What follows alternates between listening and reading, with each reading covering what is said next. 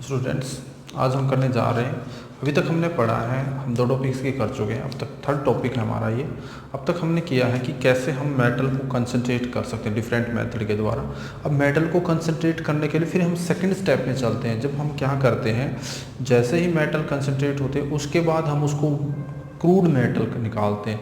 मतलब crude metal, जो metal आपने एक्सट्रैक्ट तो कर ली लेकिन अब भी वो आपकी उसके अंदर कुछ इम्प्योरिटी। तो अभी हम जो टॉपिक कर रहे हैं उसे क्रूड मेटल कैसे निकालते हैं वो प्रोसेस हम यहाँ पे स्टार्ट कर रहे हैं। तो सबसे उसके हमारे लिए 2 स्टेप हैं। Extraction of crude metal from concentrated ore. हमने कंसनट्रेटेड ओर बना लिया, अब हमने उससे क्या करना है, हमने उससे क्रूड मेटल्स, ठीक है, उसके अंदर हमने क्या करना है, क्रूड मेटल हम यूज कर लेंगे। क्रूड मेटल्स मतलब कैसे हम बना सकते हैं। तो there is a 2 chemical process. यहाँ पे 2 केमिकल प्रोसेस है जिसके द्वारा हम क्या कर सकते हैं, इसको प्रिपेयर कर सकते हैं, ठीक है। तो पहला हमारा प्रोसेस है, जो पहला process conversion of the metals और इनटू द मेटल ऑक्साइड्स, ठीक है। उसके लिए हमारे लिए, इसके लिए फर्स्ट के लिए हमारे पास 2 मेथड है, ठीक है। एक हमारा होता है कैल्सिनेशंस और दूसरा हमारा होता है रोस्टिंग, ठीक है ना। दूसरा हमारा होता है रोस्टिंग 2 मेथड हम इसके लिए यूज करते हैं, रोस्टिंग। अब कैल्सिनेशन से मतलब ज़्यादातर हम कार्बोनेट के लिए यूज करते हैं। जो हमारी कैल्सिनेशन है कार्बोनेटेड से यूज करते हैं। रोस्टिंग के अंदर जिसमें पहले से ही कार्बन आपका, मतलब आपका क्या है, रोस्टिंग में जो ऑलरेडी ऑक्सीजन प्रेजेंट होता है इसके अंदर, ठीक है। तो कैल्सिनेशन हम करते हैं। तो फर्स्ट हमारा क्या, कैल्सिनेशन प्रोसेस हम कैसे करते हैं। देखो ये दोनों प्रोसेस हम एक जो मॉडर्न रिवेरेटिव फर्नेस है उसके अंदर हम इसको क्या करते हैं, उसके अंदर हम इसको तैयार करते हैं। जो हमारी मॉडर्न जो रिवेरेटिव फर्नेस है, ठीक है ना।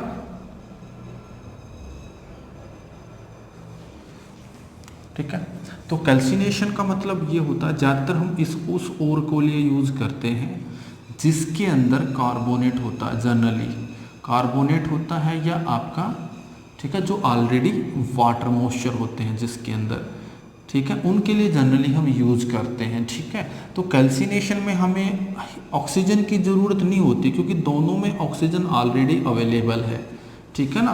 तो ये ज़्यादातर हम इसके ऑक्साइड जैसे हम वो अभी हम पढ़ेंगे। तो कैल्सिनेशन क्या होता है, कैल्सिनेशन होता है heating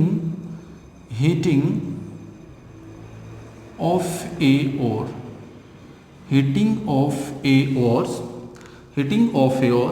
in presence in limited supply of oxygens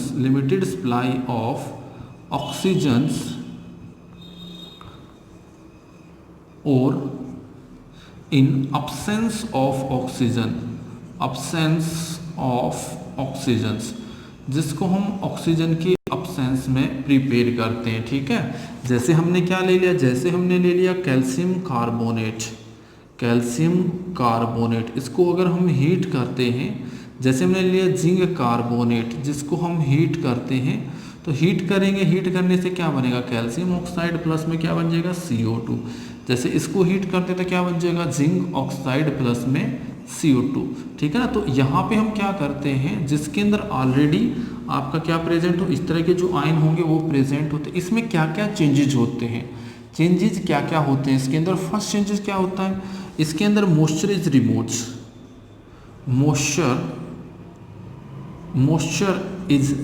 इसके अंदर मॉइस्चर रिमूव होता है। जैसे कैसे हम ले लेंगे, जैसे आपने ले लिया Al2O3x वाटर मॉलिक्यूल्स, ठीक है। तो ये आपका क्या हो जाएगा, Al2O3 प्लस में x वाटर मॉलिक्यूल्स, ठीक है। तो ये आपका जो इसके अंदर हम रिमूव करते हैं, इसके अंदर हमारा क्या होता है, मॉइस्चर अगर प्रेजेंट है, जैसे बॉक्साइट था, लेकिन इससे जो एल्यूमिना बनेगा वो हमारा इम्प्योर होगा। बॉक्साइट आपने देखा, जो बॉक्साइट होता है ये आपका इम्प्योर एल्यूमिना है। कहीं आपसे पूछा जाए एग्जाम में एल्यूमिना बनाओ और आप इम्प्योर बना के दे दो, नहीं, इम्प्योर एल्यूमिना है ये, ठीक है, इम्प्योर एल्यूमिना, ठीक है। तो इसके अंदर क्या होता है, मॉइस्चर रिमूव हो जाते हैं, volatile impurity is remove,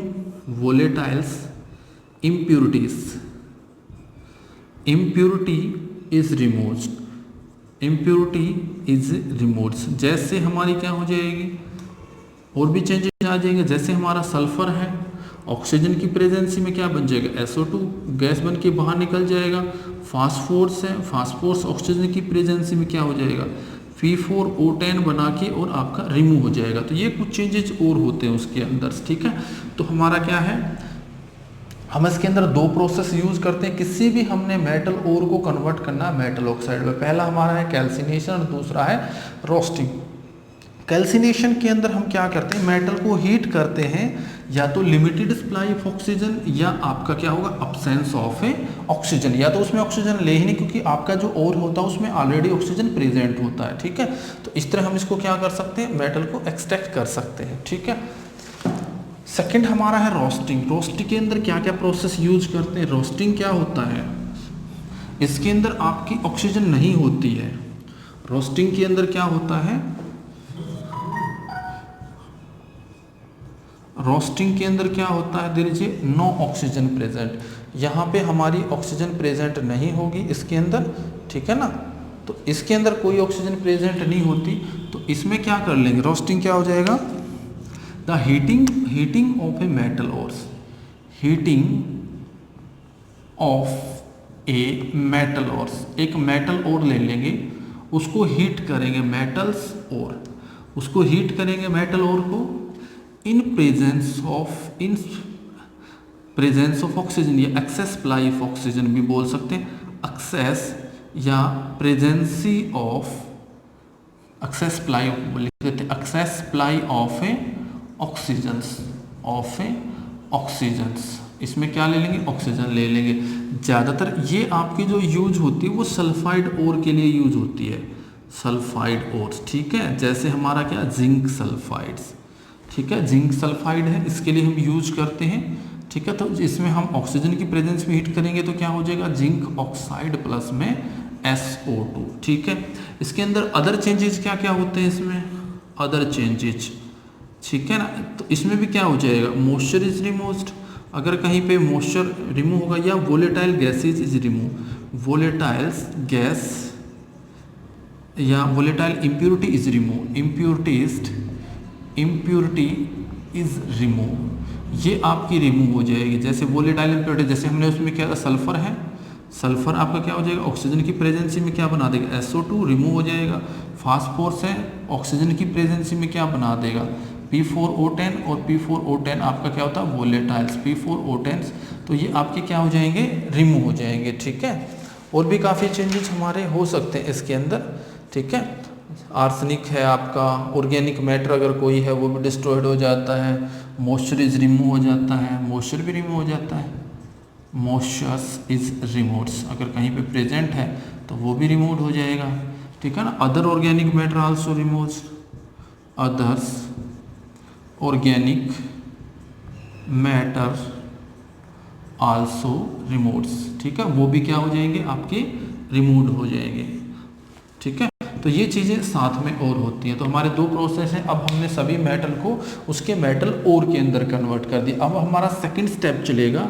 second step में हम क्या करते हैं, सेकंड स्टेप के अंदर हम क्या करते हैं, ठीक है। एक बार मैं रिवेटिव फर्नेस के बारे में बता देता हूँ। देखो यहाँ पे ये आपकी मॉडर्न डिज़ाइन फर्नेस होती है। फर्नेस आपको पता है भट्ठी जो होती है, इसमें से हम हॉपर से जो भी सस्पेंशन डालते हैं वो मेल्ट हो जाता है। यहाँ पे किसी भी चीज़ को हमने मोल्टन स्टेट के लेके जाना है तो रिवेटिव फर्नेस का हम यूज करते हैं। तो यहाँ से हॉपर से हम पाउडर डालते हैं और यहाँ पे हाई हीट होने के कारण ये आपका मेल्ट होके नीचे आ जाता है, यहाँ पे चार्ज हो जाएगा, ये आपका इसमें आ। तो सेकेंड स्टेप भी हम ले लेते हैं। सेकेंड स्टेप क्या है हमारा, reduction of metal oxide into the crude metal. Crude metal है जो आपकी इम्प्योर मेटल है, मतलब इम्प्योर मेटल्स, जो मेटल तो बन गई लेकिन इम्प्योर मेटल्स, तो उसको हम बोल देंगे क्रूड मेटल्स। इसके अंदर अभी कुछ इम्प्योरिटी प्रेजेंट। तो इसके लिए हमारे डिफरेंट मेथड हैं।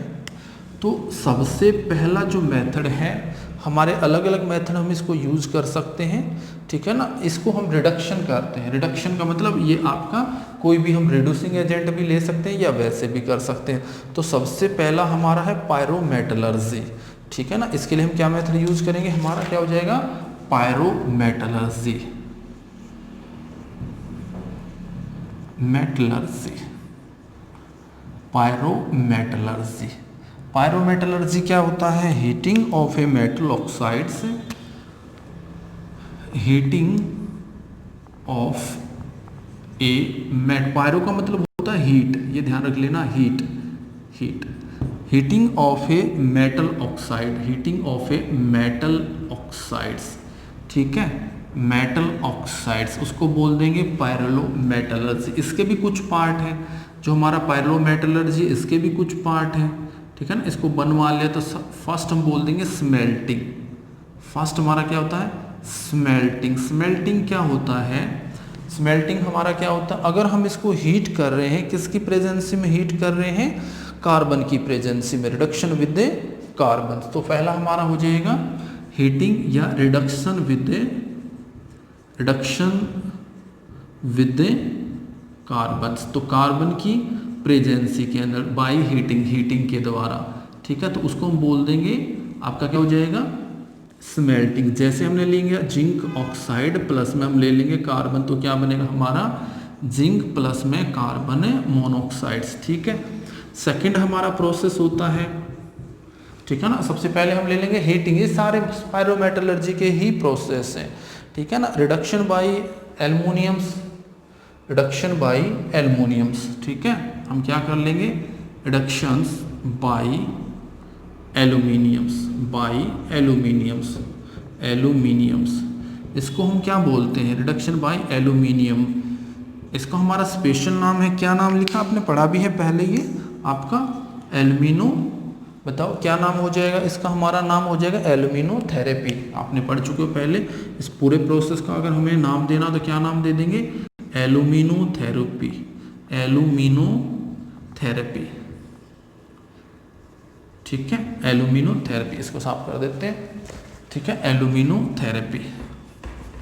एल्यूमिनोथेरेपी भी हमारा होता है जिसके द्वारा हम क्या करते हैं? किसी भी मेटल को एल्युमिनियम की प्रेजेंसी में हीट करते हैं। जैसे हमने ले लिया, जैसे हम एग्जांपल ले लेते हैं, जैसे हमने ले लिया Cr2O3 प्लस में Al, तो क्या बन जाएगा? Al2O3 और प्लस में क्या बन जाएगा हमारा?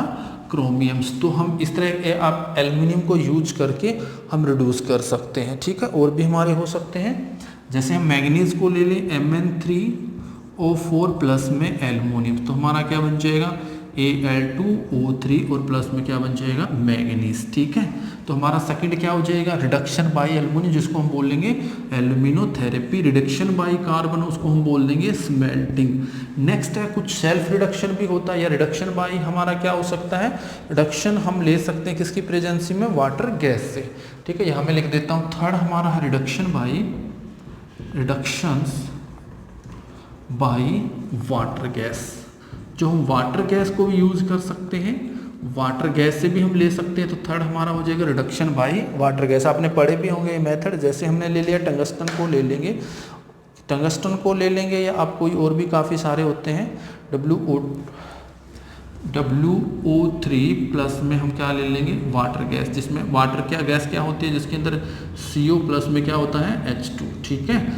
तो आपका इसको रिएक्शन करेंगे तो W क्या होता है? टंगस्टन प्लस में H2O, ठीक है। तो फोर्थ हमारा हो जाएगा सेल्फ रिडक्शन भी बोल सकते हैं, ठीक है। हम कैसे कर सकते हैं? Self reduction. तो इससे भी हम बना सकते हैं सेल्फ रिडक्शन, जिसको हम बोलते हैं ऑटो रिडक्शन। तो हमारा क्या हो जाएगा? फोर्थ हमारा हो जाएगा ऑटो रिडक्शंस। ऑटो रिडक्शन में क्या ले लेंगे? जैसे हमारा मरकरी Hg सल्फाइड है, ऑक्सीजन की प्रेजेंसी में पहले क्या बनाएगा? HgO प्लस में SO2, फिर क्या होगा? Hg प्लस में HgS प्लस में क्या बन जाएगा? Hg2Hg प्लस में SO2। तो यहाँ पे किसी दूसरे रिजेंट की जरूरत नहीं पड़ी। ऑटो का मतलब होता है सेल्फ, जो सेल्फ रिडक्शन कर सकते हैं। तो ये हमारे क्या है? ये सारे हमारे किसकी कैटेगरी में आते हैं? पायरोमेटलर्जी। पायरोमेटलर्जी होता है, हम क्या करें? पायरोमेटलर्जी के अंदर हम क्या करते हैं? एक किसी भी मेटल ओर को हीट करते हैं, ठीक है ना, हीट करेंगे तो किस किस की प्रेजेंसी में हीट कर सकते हैं। अगर आपने हीट किया है, रिडक्शन किया इन प्रेजेंस ऑफ कार्बन, उसको हम बोल देंगे स्मेल्टिंग। आपने उसका रिडक्शन किया है बाई एल्युमिनियम्स, एल्युमिनियम की प्रेजेंस में उसको बोल देंगे एल्यूमिनोथेरेपी। आप उसका रिडक्शन कर सकते हो by using the water gas, जैसे टंगस्टन का हमने किया था। या फिर कुछ एलिमेंट ऐसे भी होते हैं जो सेल्फ रिडक्शन करते हैं, जो अपने आप को क्या कर लेते हैं, रिड्यूस कर लेते हैं, ठीक है। नेक्स्ट प्रोसेस है, फर्स्ट हमारा क्या था, पायरोमेटलर्जी। सेकंड हम ले लेंगे, हमारा क्या होता है, हाइड्रोमेटलर्जी या डिस्प्लेसमेंट, जिसको हम क्या बोल देते हैं, हाइड्रोमेटलर्जी, या हमारा क्या हो जाएगा, डिस्प्लेसमेंट। तो सेकंड क्या हो जाएगा, हाइड्रोमेटलर्जी, या इसको डिस्प्लेसमेंट बोल देते हैं। डिस्प्लेसमेंट मेथड्स, डिस्प्लेसमेंट मेथड्स, ठीक है, या हम इसको बोल देंगे हाइड्रोमेटलर्जी, हाइड्रोमेटलर्जी, ठीक है, हाइड्रोमेटलर्जी, ठीक है। हाइड्रो डिस्प्लेसमेंट में क्या होता है, जैसे हमने लिया था, जैसे सिल्वर और गोल्ड हमने लिया था, जैसे इसका एग्जांपल हो जाएगा डिस्प्लेसमेंट में, जैसे हमने सिल्वर गोल्ड लिया था, हमने क्या किया था, जो भी आपकी मेटल थी, हमने मेटल को क्या किया था, आप डायरेक्ट भी कर सकते हो यहाँ से, हमने किया था मेटल आपका क्या बना था, CN2। आपको ध्यान हो तो जब हमने लीचिंग की थी, इसके अंदर लीचिंग प्रोसेस भी आ सकता है, जो लीचिंग प्रोसेस है वो आपका एज ए हाइड्रोमेटलर्जी हम ले सकते हैं। तो आपका क्या हुआ, जैसे ये था, इसके अंदर आपका क्या था, नेगेटिव चार्ज। अब हम क्या करेंगे, जिंक ले लेंगे। जिंक क्या करता है, यहाँ से इस मेटल को डिस्प्लेस कर देता है यहाँ से। तो आपका क्या बन जाएगा, जैसे हम ले लेंगे तो क्या बन जाएगा, जिंक CN4 और आपका 2 नेगेटिव, और साथ में क्या आ जाएगी, मेटल, सॉलिड मेटल। तो यहाँ पे ये मेथड है जिसको हम बोल देते हैं हाइड्रोमेटलर्जी, या हमारा क्या हो जाएगा, डिस्प्लेसमेंट मेथड्स, ठीक है। तो फर्स्ट हमारा कौन सा मेथड था, पायरोमेटलर्जी, सेकंड हमारा क्या है, डिस्प्लेसमेंट मेथड, या दूसरा नाम इसको क्या बोल देंगे, हाइड्रोमेटलर्जी, ठीक है। तो ये हमारे डिफरेंट मेथड हैं जिसको हम क्या कर सकते हैं, यूज करके हम क्या कर सकते हैं, हम मेटल को एक्सट्रैक्ट कर सकते हैं। तो ये हमारे सारे मेथड हैं जिसमें हम एक्सट्रैक्ट। अब हमें एक चीज़ और पढ़नी है, वो हम अलग से टॉपिक पढ़ेंगे कि हमें कैसे पता लगेगा कौन सी मेटल उसके लिए एज ए रिड्यूसिंग एजेंट का काम करती है। तो वो हम पढ़ते हैं एलिंगन डायग्राम में, तो वो हम अलग से स्पेशली आपका टॉपिक लेंगे, एलिंगन डायग्राम, ठीक है। तो ये हमने कर लिया, किसी भी क्रूड मेटल को हम किस में कन्वर्ट कर सकते हैं, आपका मतलब किसी भी एक्सट्रैक्शन ऑफ मेटल हम कैसे कर सकते हैं, और से। तो दो मेथड हमारे, कन्वर्जन ऑफ मेटल और इनटू द मेटल ऑक्साइड, और सेकंड है reduction of metal oxide into the crude metal. अब देखो इसमें एक चीज और हम पढ़ लेते हैं, छोटा टॉपिक है, और हमारा फ्लक्स होता है। फ्लक्स क्या होता है, यहाँ पे एक फ्लक्स और पढ़ लेते हैं। फ्लक्स, फ्लक्स क्या होता है, जैसे ये क्या है, कुछ इनफ्यूजिबल इम्प्योरिटी होती है, कुछ इम्प्योरिटी ऐसी होती हैं जिनको हम क्या कर सकते हैं, हम उनको फ्यूज नहीं कर सकते, तो वहाँ पे हम फ्लक्स यूज करते हैं। एक substance chemically combine with gangs and which make them still roasting, ठीक। इसका काम क्या है, आपका फ्लक्स क्या है, फ्लक्स होता है हमारा the chemical substance, the substance या chemical substance, chemicals substance, chemical substance which chemically combine, which combine with the, which combine with the unfusibles, या आपकी क्या है, gangs,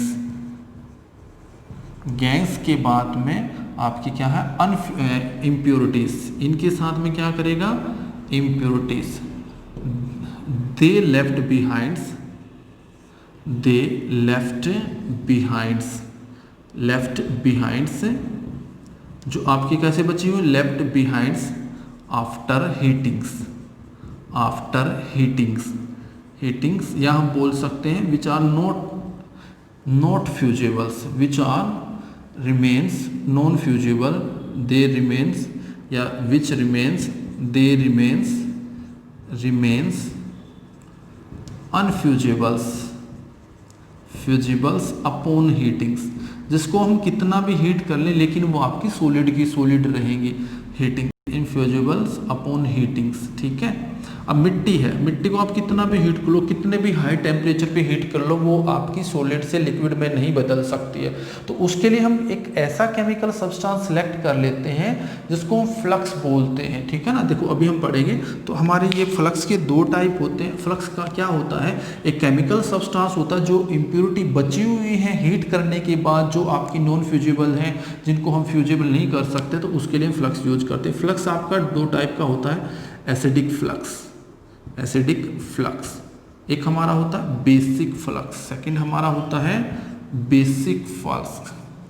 basic flux, basic flux क्या होता है, एसिडिक फ्लक्स क्या होता है, कुछ जैसे मान लिया अगर आपकी इम्प्योरिटी बेसिक है, जैसे मान लिया आपने इम्प्योरिटी ले ली, मेटल के ऑक्साइड आपने ले लिया कोई भी, जैसे मान लिया आपने Fe ले लिया, FeO, ठीक है। ये क्या है, मेटल ऑक्साइड। आपको पता है मेटल ऑक्साइड क्या होती है, ये आपकी इनफ्यूजिबल है। आपको पता है मेटल ऑक्साइड है जो भी हम ले सकते हैं, या कैल्शियम ऑक्साइड ले लेंगे इससे भी। जैसे मान लिया कैल्शियम ऑक्साइड है, ये आपकी क्या है, basic in nature, basic in nature. इसके अंदर हम मिक्स कर देंगे एसिडिक, SiO2, ये कैसा है, एसिडिक फ्लक्स, एसिडिक फ्लक्स। अब ये क्या करेगा, इसको, अब ये सॉलिड है, ये भी सॉलिड है, तो ये इसको अब दोनों को हीट करेंगे, अब ये दोनों फ्यूजिबल हो जाएंगे, कैल्शियम सिलिकेट आपका बन जाएगा, ये आपका कैसा फ्यूजिबल्स, फ्यूजिबल्स। तो आपका ये, अब सेकंड केस हमारा बेसिक फ्लक्स, जब आपकी इम्प्योरिटी एसिडिक हो, ये आपकी बेसिक इम्प्योरिटी, ये मान लो आपकी बेसिक इम्प्योरिटी थी, हम इसको यूज कर लेंगे। अगर आपका सेकंड केस में ऐसा भी हो सकता है, जो आपकी इम्प्योरिटी है वो एसिडिक हो, ठीक है ना। जो हमारी इम्प्योरिटी, जैसे हम एक केस ले लेते हैं, अगर सपोज किया मेरी इम्प्योरिटी एसिडिक है, जैसे मैंने मान लिया आपकी इम्प्योरिटी मिट्टी बची हुई है Si2, आपकी ये है, अभी क्या है, इम्प्योरिटी का काम करेगी, फ्लक्स का काम नहीं करेगी। मान लिया ये आपने किसी मेटल और के अंदर प्रेजेंट है, ठीक है ना। तो क्या करते हैं, इसको हम बेसिक फ्लक्स ले लेते हैं, कैल्शियम ऑक्साइड। उस टाइम जैसे लाइमस्टोन ले लेंगे, उसको हीट करेंगे तो फिर भी बन जाएगा कैल्शियम सिलिकेट्स। तो यहाँ पे इसने किसका काम किया है, फ्लक्स का। तो फ्लक्स आपके दो टाइप के होते हैं, एसिडिक फ्लक्स और बेसिक फ्लक्स, ठीक है। तो इन दोनों को हम यूज कर सकते हैं। और आपका जब एसिडिक इम्प्योरिटी हो तो बेसिक फ्लक्स लेंगे, और बेसिक इम्प्योरिटी है तो एसिडिक